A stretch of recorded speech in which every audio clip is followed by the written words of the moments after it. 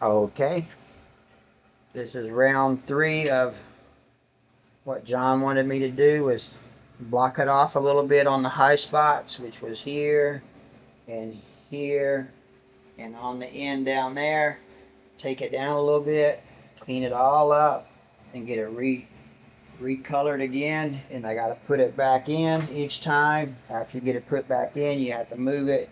You keep tightening it back up till you can get it to a half or 5/10 on this gauge, and it is a 5/10 gauge. So once I get it to 5/10, I run it back and forth for about a minute. Then I let it set for about a minute. Then I do it another minute. Then I pull it all back out again. And then I look for the high spots. What I'm wanting to get it to do is so that it will move when it's 5/10, but it also isn't only hitting there, so it's hitting more spots throughout the gib versus just hitting here, here, and on the end. And so what it will do, it will rub off this blacking that's on it where it's hitting. So once it's not just hitting on the very ends, how it was originally in that video and in those pictures, and it moves back and forth freely and not kicking the motor off at 5/10, then this gib will be right finally for the first time ever. And then I can go get the high spots off of the Y gib. But right now this is round 3 getting ready to go in. I'll let this cure up for about another 10 minutes and then put it in. Run the next test. And take it back out and look at it. It may be good at that point. I'll know when I pull it out.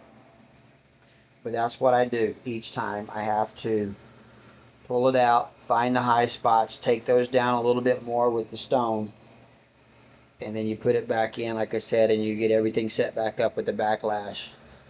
It's a pain in the tail, but that's how you inch your gib back into matching the machine. And that was from John Weller at Tormach, and he said they had a machine they took in before and it had a Z-axis problem, and that's how they was able to solve it, was stoning out the high spot.